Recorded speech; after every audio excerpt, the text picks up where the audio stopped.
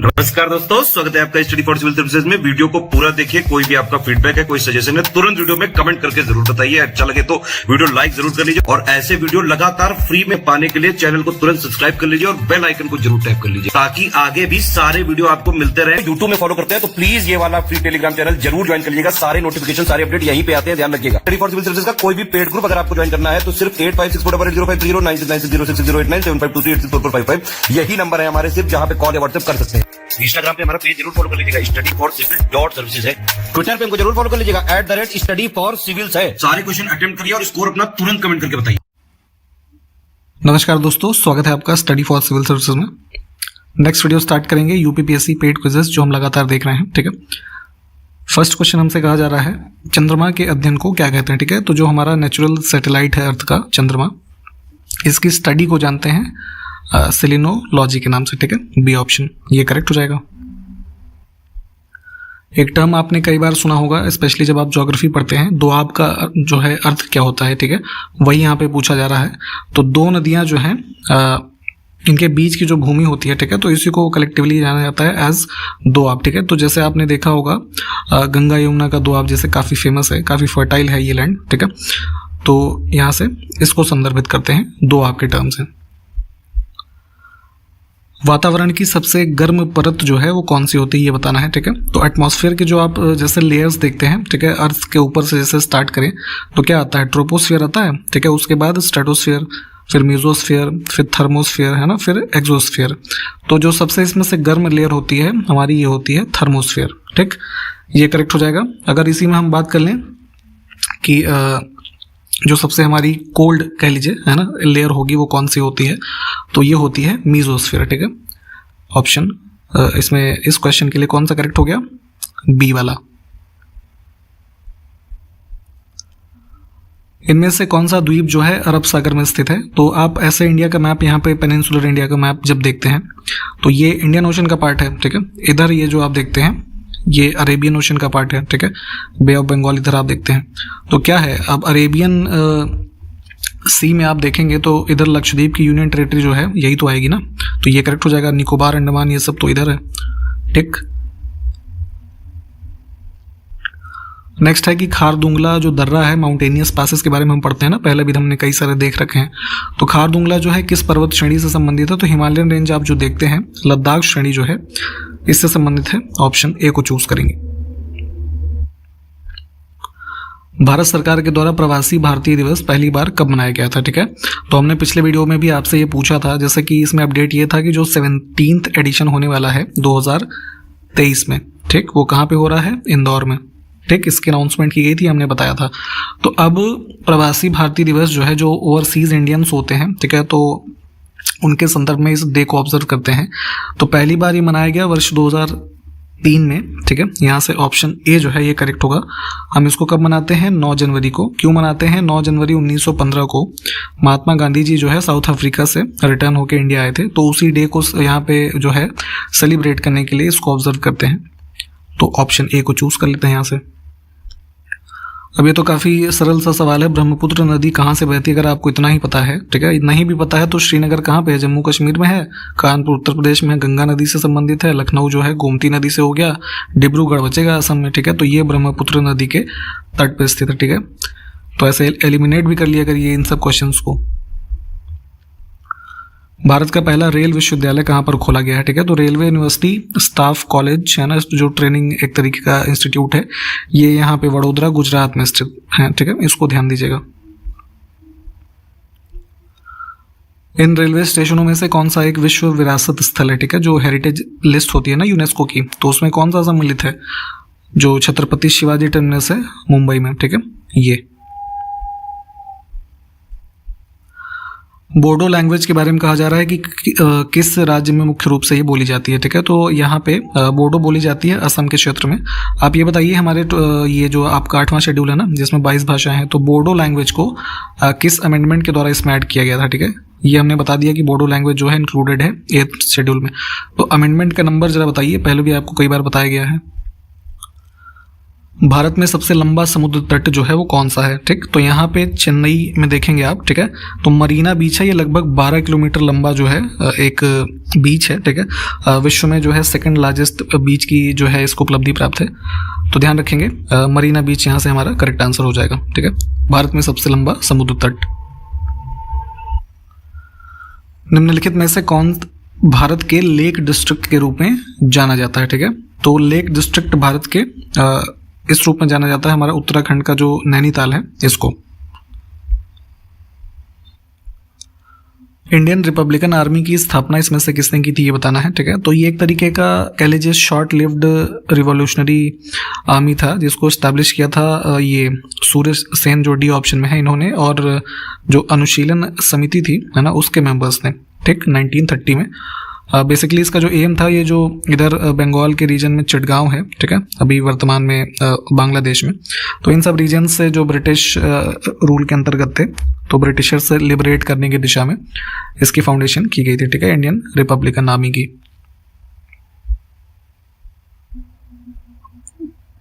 इसमें देखिए लॉरेंज वक्र क्या दर्शाता है ये बताना है, ठीक है। तो एक इकोनॉमिस्ट थे मैक्स लॉरेंज, 1905 में इन्होंने ये कॉन्सेप्ट दिया था लॉरेंज कर्व का।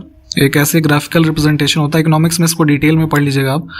ऐसे देखिए कुछ होता है कॉन्सेप्ट, ये लाइन ऑफ इक्वालिटी होती है, ठीक है। और इस लाइन को आप जो नीचे है, ठीक है, इसको ये कह सकते हैं जो लोवेस्ट से हाईएस्ट इनकम में क्यूमुलेटिव पीपल का सम होता है, शेयर होता है, उसको रिप्रेजेंट करते हैं। और ये वाली जो लाइन है इसमें इनकम जितनी भी अर्न की गई है वो क्यूमुलेटिव शेयर इसको मानते हैं, ठीक। तो यहाँ इसके बीच में से जो वक्र निकलता है उसके माध्यम से इनकम डिस्ट्रीब्यूशन जो है इसको रिप्रेजेंट किया जाता है, ठीक। तो इसी को लॉरेंज कर्व कहते हैं। थोड़ा डिटेल में इसको देख लीजिएगा एक बार अपने इकोनॉमिक्स के नोट्स में या बुक में, ठीक। इसको चुनेंगे हम यहाँ से।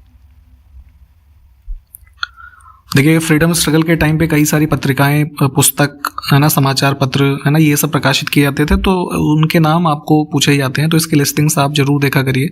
उसी क्रम में फ्री हिंदुस्तान एक नाम की पत्रिका जो है इसका प्रकाशन किसने किया, ठीक। तो ये इनका नाम है तारक नाथ दास, ठीक है।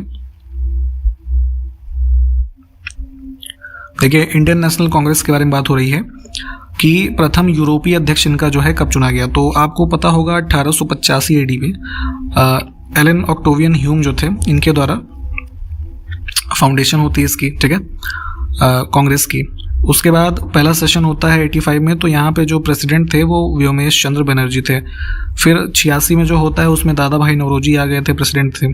तीसरे में बदरुद्दीन तैयब जी थे, ठीक, ये पहले मुस्लिम जो कह लीजिए वो थे ना कांग्रेस के प्रेसिडेंट।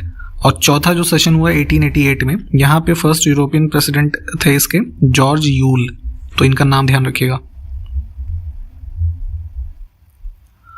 गदर पत्रिका के बारे में आपने फ्रीडम स्ट्रगल के टाइम में पढ़ा होगा, तो ये पूछा जा रहा है कि किस रूप में प्रकाशित होती थी, है ना। तो ये जो है साप्ताहिक यानी कि वीकली पत्रिका थी जिसकी फाउंडेशन किसने की थी ये आपको हमको कमेंट करके बताना है, ठीक। पहले भी कई बार बताया गया है आपको। राष्ट्रीय योजना समिति का गठन कब किया गया था, नेशनल प्लानिंग कमेटी, ठीक है। तो यहाँ पे इसको बनाया गया था 1938 में, बी ऑप्शन जो है ये करेक्ट होगा। 38 में इंडियन नेशनल कांग्रेस के प्रेसिडेंट थे सुभाष चंद्र बोस, ठीक है। तो इनके द्वारा फाउंडेशन किया गया और इसके जो चेयरमैन थे है ना नेशनल प्लानिंग कमेटी के उस टाइम पे जवाहरलाल नेहरू जी थे, ठीक। इनका नाम भी ध्यान रखें। इनमें से किस वर्ष से बजट जो यूनियन बजट आता है, ठीक है, उसको पेश करने की परंपरा 1 फरवरी से शुरू की गई, है ना। तो ये शुरू किया गया था 2017 से। इसके पहले कब होता था जरा ये बताइए तो आप। हिस्ट्री में आपने अलेक्जेंडर यानी सिकंदर के बारे में पढ़ा होगा, ठीक है। तो यहाँ पे इसके द्वारा 2 नगरों की स्थापना की गई थी, निकैया और बऊकेफला, है ना। इनके नाम ध्यान से देख लीजिए, कई बार पूछे जाते हैं ये, ठीक है। हम ए ऑप्शन को चूज करेंगे। निम्नलिखित में से कौन सही सुमेलित नहीं है, 2 मतलब पेयर हैं, दरबारी कवि और किस सम्राट से वो संबंधित है वो लिखा है। तो यहाँ पे जो है गलत हो जाएगा, ये संस्कृत पोएट जो हरिसेन थे ये संबंधित थे इनसे समुद्रगुप्त से, है ना। अकबर ये गलत दे रखा है, बाकी के पेयर ठीक हैं, इसको भी देख लीजिए आप।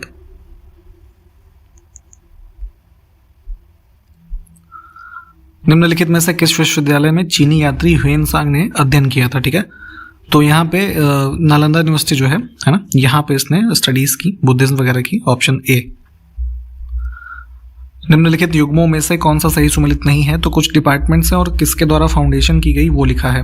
तो दीवान ए रियासत जो है डी ऑप्शन में जिसको चुनेंगे हम, बलबन नहीं, ये अलाउद्दीन खिलजी जो है इसके द्वारा एस्टैब्लिश किया गया।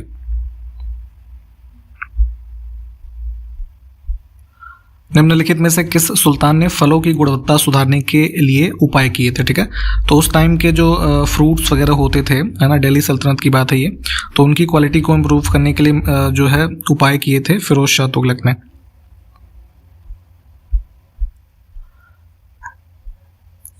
किस युद्ध में भारत में मुस्लिम शक्ति की स्थापना हुई? ठीक है, तो मुस्लिम रूल का आप देखेंगे स्टार्ट जो होता है ये 1192 वाला जो सेकेंड बैटल ऑफ तराइन है, जिसमें पृथ्वीराज चौहान को हरा करके ये गोरी वगैरह जो है आगे सक्सीड करते हैं, तो यहीं से माना जाता है मुस्लिम डोमिनेशन का फाउंडेशन इंडिया में।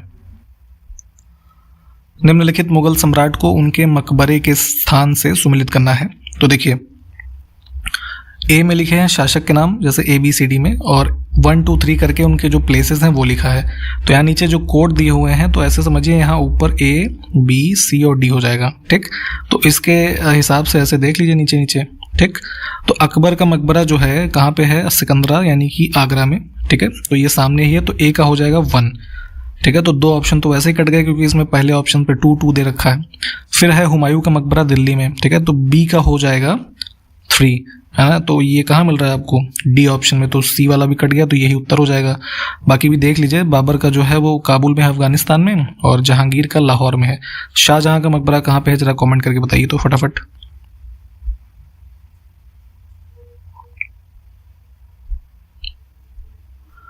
गुलामी और ट्रांस अटलांटिक दास व्यापार के पीड़ितों की स्मृति में अंतर्राष्ट्रीय दिवस जो है प्रतिवर्ष कब मनाया जाता है? ठीक है, तो अब तो खैर काफ़ी चीज़ें कंट्रोल में हैं, परंतु जब आप हिस्टोरिकल बैकग्राउंड देखेंगे वर्ल्ड वॉर के टाइम या उसके पहले के, तो अफ्रीकन रीजन से काफ़ी ज़्यादा स्लेवरी जो है की जाती थी, जो बड़े बड़े देश है स्पेशली अमेरिका वगैरह में। ठीक है, स्लेव्स वगैरह ले जाए जाते थे, ह्यूमन स्लेव्स बना के। ठीक है, तो इन्हीं पीड़ितों की जो है एक तरीके से स्मृति में एक डे मनाते हैं गुलामी और ट्रांस अटलांटिक दास व्यापार के रूप में। ठीक है, प्रतिवर्ष 25 मार्च को। निम्नलिखित में से समिति और उनके अध्यक्ष की कौन सी जोड़ी सुमेलित नहीं है? तो ये कॉन्स्टिट्यूएंट असेंबली जो है उसके संबंध की समितियां हैं और उसके जो अध्यक्ष थे उनके नाम लिखे हैं। तो संचालन समिति यानी कि जो स्टीयरिंग कमेटी थी, इसके अध्यक्ष राजेंद्र प्रसाद जी थे। ठीक, ये गलत हो जाएगा।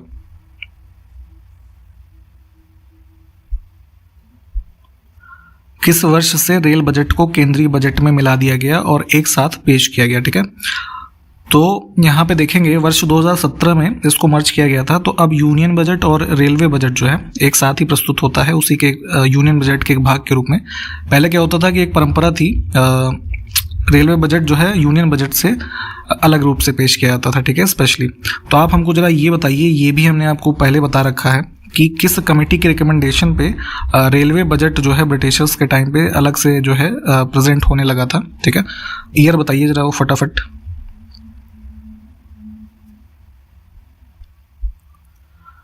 किस वर्ष तक बजट सिर्फ अंग्रेजी भाषा में ही पेश किया जाता था, ये बताना है। ठीक है, तो यूनियन बजट आज अब जब आप देखते हैं यूनियन बजट आता है ना, तो एक वेबसाइट है, उसको आप अपने पढ़ने के रूप में भी यूज़ कर सकते हैं। इंडिया बजट ऐसे फुल फॉर्म में है .gov.in करके। ठीक है, इस पे उसकी PDFs वगैरह जो है डाल दी जाती हैं भारत सरकार के द्वारा। तो यूनियन बजट अब दोनों भाषाओं में प्रस्तुत करते हैं, हिंदी और इंग्लिश में।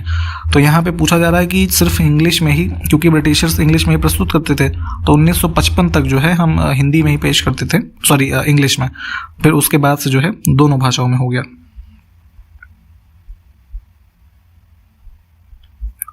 पहली बार पेपरलेस बजट जो है कब पेश किया गया था? तो अभी पोस्ट कोरोना जो है 2021-22 का जो पहला, मतलब 21-22 का जो फाइनेंशियल बजट यूनियन बजट प्रस्तुत किया गया, तो उसमें भारत का पहला जो पेपरलेस बजट है उसको डिजिटल फॉर्म में, यानी कि एक टैबलेट और यानी डिजिटल स्क्रीन के माध्यम से इसमें लोकसभा यानी कि संसद में पेश किया गया। ठीक है, तो ध्यान रखेंगे। तो कुल मिला के अब तक जो है 2 यूनियन बजट यानी 21-22 और 22-23 ये डिजिटल रूप में आ चुके हैं। तो पहला जो है 21-22 का है। स्वतंत्र भारत की पहली महिला वित्त मंत्री के तौर पर इंदिरा गांधी जी ने किस वर्ष में बजट यूनियन बजट जो है उसको पेश किया था? तो पहली महिला के रूप में, फाइनेंस मिनिस्टर के रूप में इन्होंने प्रस्तुत किया था 1970 में यूनियन बजट, और दूसरी महिला की बात करें तो वर्ष 2019 में ये निर्मला सीतारमण जो है ये बन गई हैं, ठीक है। तो इनका नाम भी ध्यान रखें। राष्ट्रीय महत्व के स्मारकों, स्थानों और वस्तुओं का संरक्षण किस अनुच्छेद के अंतर्गत आता है, ठीक है। तो संविधान का भाग 4 जो है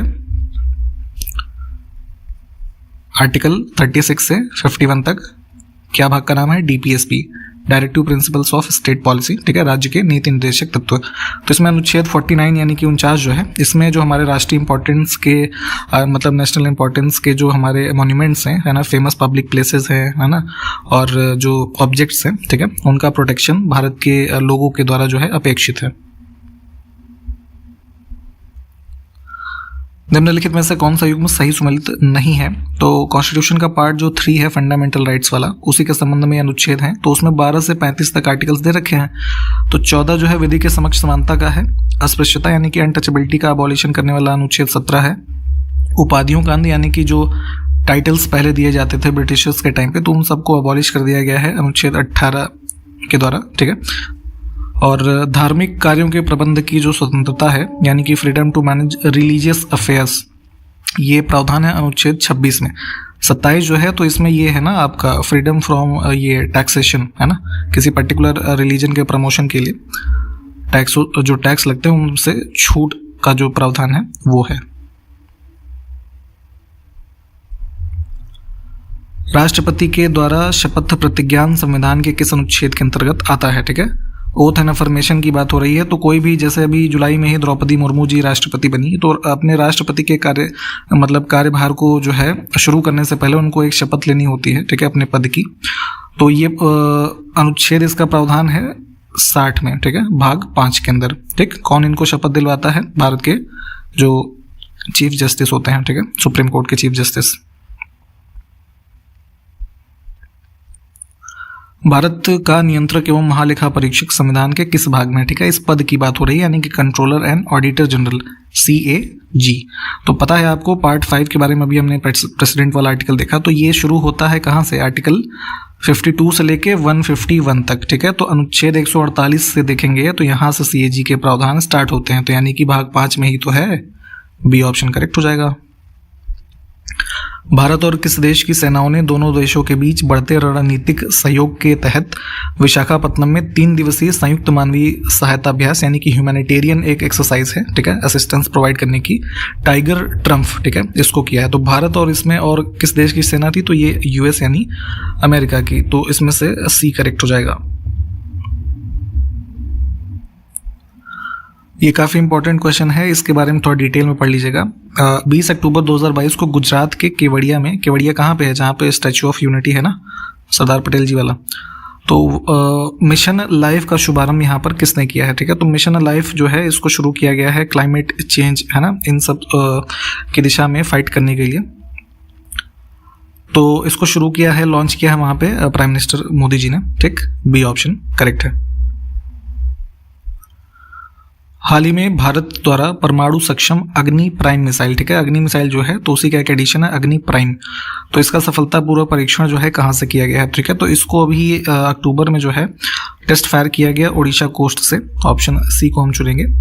एक प्रकार की बैलिस्टिक मिसाइल होती है ये, ठीक है। और इसकी जो मारक क्षमता की अगर हम बात करें तो ये अराउंड 1000 से लेकर 2000 किलोमीटर्स के जो टारगेट्स हैं उनको पेनिट्रेट कर सकती है, ठीक।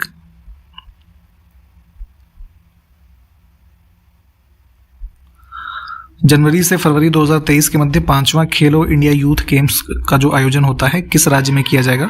तो अभी हाल ही में जो हमारे यूथ अफेयर्स मिनिस्टर हैं अनुराग ठाकुर, उन्होंने इसको अनाउंस किया था कि इसको जो है अराउंड 31 जनवरी से लेकर के 11 फरवरी के बीच में ये स्टेट ऑफ मध्य प्रदेश में आयोजित किया जाएगा, ठीक है। तो 5वां एडिशन है, इसको ध्यान रखेंगे, डेट याद रखेंगे, ठीक, और स्टेट कौन सा है। एडल गिव हुरून इंडिया परोपकार सूची 2022 में किस भारतीय ने शीर्ष स्थान प्राप्त किया है, ठीक है। तो फिलांथ्रोपी लिस्ट जो है ये हुरून, एडल गिव हुरून इंडिया की, ठीक है, ये भी हाल ही में प्रकाशित हुई। तो इसमें जो है कह लीजिए परोपकार करने की दिशा में जो सूची लोगों की है, इसमें भारत में शीर्ष स्थान पे हैं शिव नाडर, ठीक है। ये जो आप देखते हैं ना IT कंपनी है HCL, ठीक है, तो उसके फाउंडर हैं ये। Option C। अक्टूबर 2022 में भारतीय अंतरिक्ष अनुसंधान संस्थान के आदित्य L1, ठीक है, ये काफी इंपॉर्टेंट मिशन है, आपको पता होना चाहिए किसके लिए है, सन का जो है अध्ययन करने के लिए, यानी कि सूर्य का, ठीक है, आदित्य L1। तो इस मिशन के प्रधान वैज्ञानिक के रूप में किसको नियुक्त किया गया है, तो इसरो के द्वारा यहाँ पे अपॉइंट किया गया है principal scientist of Aditya L1 mission doctor Shankar Subramaniam के, ऑप्शन ए। इनका नाम ध्यान रखिएगा, इंपॉर्टेंट इवेंट है ये, और आदित्य L1 के बारे में आपको पता होना चाहिए। हर दिन हर घर आयुर्वेद, ठीक है, ये एक थीम है, किसकी थीम है, 7वां आयुर्वेद दिवस 2022 की, ठीक है। तो किस दिन मनाया गया आयुर्वेद दिवस ये बताना है, तो थीम देख लीजिएगा, इंपॉर्टेंट रहेगा आने वाले दिनों में, क्वेश्चंस जो भी पूछे जाएंगे। ये ऑब्जर्व किया गया है आपका 23 अक्टूबर को।